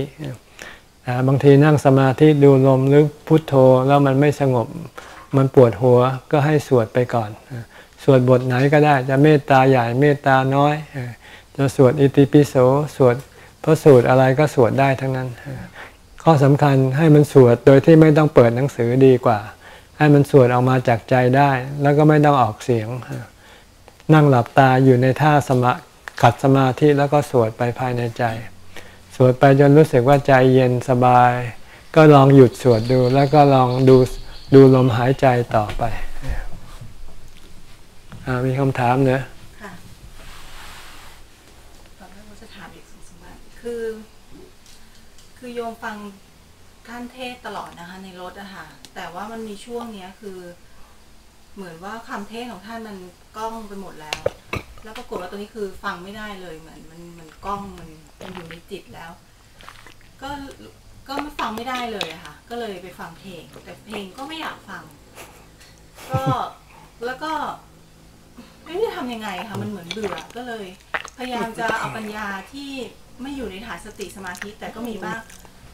หาทางออกไม่ได้ค่ะว่าจะให้วางจิตยังไงเพราะว่าหยุดพุทโธอย่างเดียวดีกว่าตอนนี้จิตมันฟุ้งแล้วมันไม่ใช่มันฟุ้งต้องใช้พุทโธพุทโธพุทโธพุทโธคำเดียวแล้วถ้าเกิดตอนอยู่บ้านมันเบื่อคะก็พุทโธอย่างเดียวเดี๋ยวมันก็หายเบื่อที่มันเบื่อเพราะมันฟุ้งไงมันไม่มีความสุขก็คือหยุดฟังเทศท่านให้พุทโธอย่างเดียวพุทโธอย่าไปทำอะไรถ้าไม่พุทโธก็เอาคำอื่นก็ได้ธัมมังสรณังกัจฉามิถ้าเบื่อพุทโธก็เอาคำอื่นคืออย่าให้มันไปคิดถึงอะไรทั้งหมดค่ะมีอีกเรื่องหนึ่งก็คือต่อจากที่พระฝรั่งก็คือประมาณสัก6 เดือนที่แล้วโยมก็ไปดูที่โรงพยาบาลตำรวจนะคะศพมันก็อยู่ได้ติดตาประมาณแค่3 เดือนแล้วมันก็หายอะค่ะก็เราไม่คิดต่อไงไอ้เรื่องที่ให้คิดไม่คิดมันชอบไปคิดเรื่องที่ไม่ให้คิดนะก็ไม่คิดต่อมันก็หายจางมากเลยค่ะก็ไปดูใหม่เลยคือให้ถ้าเกิดจางปุ๊บให้ไปรีบไปดูใหม่หรือเปิดในเน็ตก็ได้ไม่ต้องไปดูที่นั่นก็ได้นะเปิดก็ไปเขียนอสุภะมันก็โผล่ขึ้นมาให้ดูเขียนซากศพมันก็ทำยังไงก็ให้มันเข้มขึ้นตลอดก็พยายามรักษาไว้เหมือนกับเราท่องกอไก่ขอไข่พอเราหยุดท่องสักพักมันก็ลืมก็ต้องท่องไปเรื่อยๆมันไม่อยากจะท่องมันถึงลืมไม่ใช่เลยหรอกไอ้ของอย่างอื่นไม่ต้องบังคับเนี่ยกระเป๋าแฟชั่นนี่มันไม่ลืมเลยเพราะมันอะไรมันชอบมันจะไม่ลืมอะไรที่มันไม่ชอบมันอยากจะลืมเราถึงต้องบังคับมันให้จำให้จำอยู่เรื่อยจนกระทั่งมันฝังใจต่อไปที่ต้องตั้งกฎแล้วทุกวันจะต้องนึกถึงอสุภะถ้าวันไหนลืมต้องสร้างกฎให้มันจำอันนี้นึกถึงอสุภะหรือยังนึกถึงกี่ครั้งอะไรเงี้ยคือวันนั้นที่ท่านเทศท่านบอกว่า คือช่วงนี้โยมจะว่างท่านมีคนมาถามท่านบอกว่าให้เซตตารางเลยว่าชั่วโมงนี้ให้ฝึกอย่างนี้ทำอย่างนั้นได้ยิ่งดีเรียนหนังสือไงถ้าเด็กไม่มีตารางปล่อยให้ไปโรงเรียนมันก็เล่นกันอย่างเดียวต้องมีตารางต้องมีครูคอยต้อนให้เข้าห้องเรียนกันนะจิตเรายังไม่มีวินัยจิตเรายังบังคับตัวเองไม่ได้เราต้องตั้งกฎขึ้นมาบังคับมันยังจะทันเลยนะคะทันขอให้ทำแต่อย่าไปคิดมากเลยเนี่ยมันก็จะหลอกเราแล้วพอจะทำก็มาหลอกเราว่าจะทันหรือเปล่าก็นะถ้าทำมันทันไม่ต้องกลัวหรอก7 วัน 7 เดือนก็ได้แล้วแต่ไม่ทำอีก7 ล้านปีก็ไม่ได้ถ้าถามว่าไม่ทันถ้าถามว่ามันจะทันหรือ7 ล้านปีก็ไม่ได้เพราะมันจะไม่ทำเข้าใจไหมมีก็ไหมคำถามอีก5 นาทีว่ามาคำถามจากคุณผู้หญิงธรรมดาค่ะเวลาเรานั่งสมาธิจิตเราสบายแต่บางครั้งเกิดความกลัวจะขจัดความกลัวได้อย่างไรคะก็หยุดความคิดถึงเรื่องที่ทำให้เรากลัวพุทโธพุทโธไปพอเราพุทโธพุทโธไปเดี๋ยวเรื่องที่เราคิดมันก็หายไปความกลัวก็หายไปหรือถ้าจะใช้ปัญญาก็คิดว่าอย่างมากก็แค่ตาย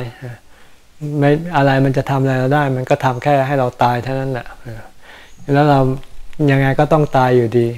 ก็คิดว่าอาจจะถึงเวลาที่เราจะต้องตายก็ได้ยอมตายเสียมันก็จะหายกลัวถ้าเรายอมตายแล้วความกลัวต่างๆจะหายไปหมดเลยคำถามจากคุณวิชัยค่ะฆ่าสัตว์กินเป็นอาหารบาปแล้วแก้ยังไงครับก็อย่าไปฆ่าสิกินของตายแล้วถ้าไก่ตายนี่เอามากินได้เป็ดตายแล้วเอามากินได้แต่อย่าไปเอาเป็ดไก่ที่ยังเป็นอยู่มาฆ่าแล้วมาทำเป็นอาหารถ้าไม่มีไก่ตายไม่มีเป็ดตายก็กินผักไปก็ได้กินผักจิ้มน้ำพริกไปก็ได้คำถามจากคุณทรงศักดิ์ค่ะการบรรลุธรรมของพระพุทธเจ้าผมเข้าใจว่าไม่ได้อยู่ที่สถานที่ใดๆแต่อยู่ที่จิตของตัวของเราเองไม่ได้อยู่ที่สถานที่อย่างนี้ถูกต้องไหมครับมันต้องมีสถานที่เลยแล้วร่างกายพระพุทธเจ้าไปอยู่ที่ไหนล่ะเพราะพระพุทธเจ้าไม่ใช่มีแต่จิตอย่างเดียวมีทั้งจิตมีทั้งร่างกายร่างกายก็ต้องมีสถานที่ให้จิตทำงานสถานที่ที่ร่างกายทำให้จิตทำงานได้สะดวกก็คือในป่าในเขาเมื่อก่อนนี้พระพุทธเจ้าก็อยู่ในวังแต่ไม่สามารถทำงานของจิตได้อย่างสะดวกสบายเพราะมีเรื่องมากมีเรื่องมารบกวนใจมากก็เลยต้องย้ายสถานที่ทำงานจากในวังไปอยู่ในป่าในเขาพออยู่ในป่าในเขาอยู่คนเดียวก็ไม่มีเรื่องอะไรมารบกวนใจก็เลยทำงานของใจได้อย่างสะดวกรวดเร็ว คำถามจากคุณณรงค์ชัยค่ะไม่ยินดียินร้ายคืออะไรครับก็ไม่ยินดียินร้ายไงล่ะจะให้ว่ายังไงล่ะคำถามจากคุณโดราค่ะถ้าเราปฏิบัติทำแล้วเราไม่จำเป็นต้องทำประกันชีวิตทางโลกก็ได้ถูกต้องไหมเจ้าคะก็มีพระรูปไหนก็ไปทำประกันชีวิตกันนะ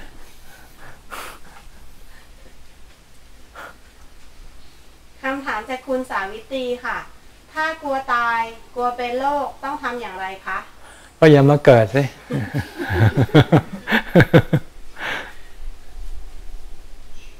คำถามจากคุณเอกกี้ค่ะปฏิบัติแล้วจิตไม่สงบเหมือนแต่ก่อนต้องทำอย่างไรครับก็ปฏิบัติใหม่ตั้งสติขึ้นมาใหม่พุทโธใหม่คำถามจากคุณขวัญเดือนค่ะคนที่ทำงานชอบมาเล่าให้ฟังว่าเจอผีบ่อยๆอยากทราบว่าผีมีจริงไหมคะจริงไม่หลอกผีหลอกไม่จริงเข้าใจไหมผีจริงก็คือเนี่ยพวกเราที่ตายไปนี่ก็เป็นผีกันทุกคนน่ะพอเราไม่มีร่างกายเราก็เป็นผีกันดวงวิญญาณดวงวิญญาณพวกนี้ไม่มาหลอกเราหรอกไอ้ที่ผีไม่จริงอ่ะมันหลอกก็คือใจเราหลอกเราเองชอบคิดถึงผีคิดถึงเรื่องคิดขึ้นมาเองสร้างขึ้นมาเองสร้างผีขึ้นมาจากความคิดของเราอันนี้ผีปลอมไอ้ผีที่เรากลัวกันนี่ก็คือผีปลอมเนี่ยพอมาอยู่ที่นี่ตอนคืนอยู่คนเดียวบนนี้เดี๋ยวผีมาเต็มเลยมันมาจากใจเราคิดไปมันเองเข้าใจไหมแต่ถ้าใจสงบมันไม่มีอ่ะมันไม่คิดถึงผีคนบางคนมาอยู่บนเขาไม่ได้เพราะใจไม่สงบ พอมืดหน่อยนี่เห็นอะไรเป็นผีไปหมดเนี่ยนี่แสดงว่าใจปรุงแต่งใจหลอกตัวเองนี่เขาเรียกว่าผีปลอมผีปลอมมันผีหลอกนะแต่ผีจริงเขาไม่หลอกเขาตายเราตายไปแล้วดวงวิญญาณเขาก็ไปตามภพตามภูมิของเขาแล้วเขาจะไปเป็นเทวดาเขาก็ไปแล้วเขาจะไปตกนรกเขาก็ไปของเขาแล้วเขาไม่มีเวลามานั่งหลอกเราหรอกหลอกเราก็ได้อะไรล่ะใช่ไหมงั้นผีจริงไม่หลอกผีหลอกไม่จริงขอให้จำคำพูดนี้ไว้ก็แล้วกันหมดหรือยังยังค่ะอีก2-3คำถามอยู่คำถามจากคุณรัตนสุดาค่ะการทำหมันแมวด้วยเจตนาดีหวังว่าจะได้ไม่มีแมวจรเกิดมาอีกเป็นบุญไหมคะมีบาปไหมคะมันไม่เป็นบุญไม่เป็นบาปนะเพราะแมวก็ไม่ได้รับประโยชน์จากการทำหมันของเราแต่มันก็ไม่ได้รับโทษการทำอะไรให้จะเป็นบุญต้องผู้รับต้องได้รับประโยชน์เช่นเราเอาเงินใส่บาตรเนี่ยเป็นบุญเพราะเป็นประโยชน์เพราะคนรับเขาได้อาหารไปกินอย่างเงี้ยแต่ถ้าเราขโมยของพระไปก็เป็นบาปเพราะทำให้พระเดือดร้อนฉะนั้นการกระทำอะไรดูที่ผลกระทบของผู้ที่เราทำถ้าทำให้เขาเดือดร้อนก็เป็นบาปถ้าทำให้เขามีความสุขก็เป็นบุญคำถามจากคุณลาวันค่ะจิตที่เหนือบุญเหนือบาปเป็นอย่างไรคะก็คือจิตที่ไม่ได้ทำบุญไม่ทำบาปไงคือจิตของพระอรหันต์คำถามจากคุณฟุกกี้ค่ะถ้าญาติสนิทเรามีความเห็นผิดไปนับถือสิ่งที่ทำให้เสียทรัพย์เราควรแนะนำไหมคะหรือควรวางเฉยคะก็อยู่ที่ว่าเขาจะยินดีฟังเราหรือเปล่าถ้าเขาเชื่อฟังเราก็บอกเขาไปถ้าเขาไม่ฟังเราพูดไปแล้วก็เขาก็ไม่สนใจก็อย่าไปพูดดีกว่าคำถามสุดท้ายยาวนะคะว่ามาคำถามจากคุณณัฐลินค่ะอยากสอบถามถึงการทำงานของจิตที่เรียกว่าเจตสิกตัวจิตเจตสิกที่สามารถรับรู้ได้ทีละอย่างจะต่างกับตัวสติหรือจิตผู้รู้ที่รับรู้เรื่องราวได้พร้อมๆกันหากเป็นเช่นนั้นแล้วหากเราฝึกที่จะรู้กายทั้งกายไม่ได้เพ่งไปที่จุดใดจุดหนึ่งอยากสอบถามการทำงานของจิตเจตสิกว่าจะสามารถรับรู้ทั่วกายพร้อมกันเลยได้ไหมคะแล้วเช่นนี้จะเรียกได้ว่าเป็นการรับรู้ทีละอารมณ์ได้เช่นไรคะก็แล้วแต่เราจะมองในร่างกายเนี่ยเราจะมองชิ้นใดชิ้นหนึ่งก็ได้มองแต่ตับอย่างเดียวก็เห็นแต่ตับอย่างเดียวแต่ถ้ามองทั้งหัวใจทั้งปอดลำไส้ที่มันอยู่ติดกันมันก็เห็นได้พร้อมกันเหมือนคนเนี่ยเราจะเห็นคนเดียวก็ได้เห็นทั้ง 6-7 คนก็ได้อยู่ที่เราจะมองใช่ไหมถ้าเราอยากจะมองคนเดียวเราก็เห็นคนเดียวถึงแม้จะมี 6-7 คนนั่งอยู่นั้นเราอาจจะมองไม่เห็นก็ได้เพราะเราไม่มองแต่ถ้าเรามองทั้ง 6-7 คนเราก็จะเห็นทั้ง 6-7 คนนั้นอยู่ที่เรามองอยู่ที่เราดูเอาแล้วนะคิดว่าพอสมควรแก่เวลาก็ขอให้ท่านจงนำเอาสิ่งที่ได้ยินได้ฟังในวันนี้ไปพินิจพิจารณาไปปฏิบัติเพื่อความสุขความเจริญก้าวหน้าในธรรมยิ่งขึ้นไปเถิด